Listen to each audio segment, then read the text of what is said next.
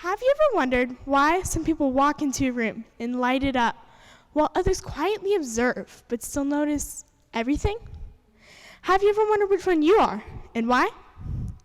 That's what we call personality. It's the invisible lens through which we see, interpret, and respond to the world around us. Hi, my name's Beckley, and my TED Talk is called The Positivity of Personality. Every one of us, including you, is made up of patterns, thoughts, emotions, and reactions that shape how we live and love.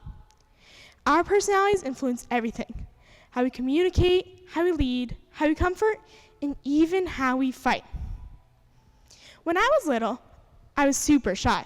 I barely spoke to anyone outside of my parents. Even my babysitters thought I might be mute. But as I grew older and entered school, everything changed. I began to open up and speak to others. I learned that other people's personalities were as real and complex as my own. I realized that when we start to understand those differences, we begin to see people for who they really are, not just who we think they are. This is when the true connections are made. Personality awareness isn't about putting people into boxes. It's about opening doors to understanding each other. I'm not a scientist, but here's what I know. Personality is something we're all born with. Some people are naturally curious and imaginative, while others prefer routine or reliability. Neither are better, neither are worse. They're simply different ways of thinking, and those differences are what make human connection so endlessly fascinating and why they are so crucial to our world. Some people were charged with being alone. Others can live around people. Some make decisions based on logic. Others follow emotion. Some plan every little detail, while others thrive in chaos and spontaneity. Personality types like introvert or extrovert, thinker or feeler, they aren't walls. They're windows. They help us understand why we do what we do, but they should never limit who we can become.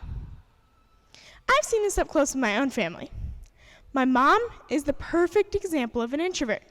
She'd rather stay home, buried in a good book, relaxing. My dad is the exact opposite.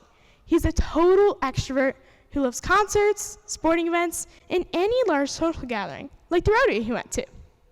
And much like them, my sister are opposites too. I personally take after my mom, the quiet observer.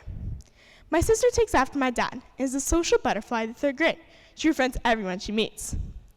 Through them, I've learned that different doesn't mean distant. In the workplace, personality differences fuel creativity. In relationships, it builds empathy. And in leadership, it creates trust.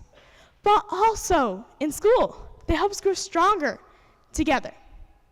This is where my school acronym, DREAM, comes in, especially the A, which stands for positive attitude. What does a positive attitude really mean? It means choosing to see the best in yourself and the best in others. It means asking, how can I bring out the good in the people around me? How can my personality help someone feel seen or appreciated? When we recognize the strengths, quirks, and the good in others, we don't just coexist. We collaborate. Here's something most people don't realize. Your personality isn't set in stone.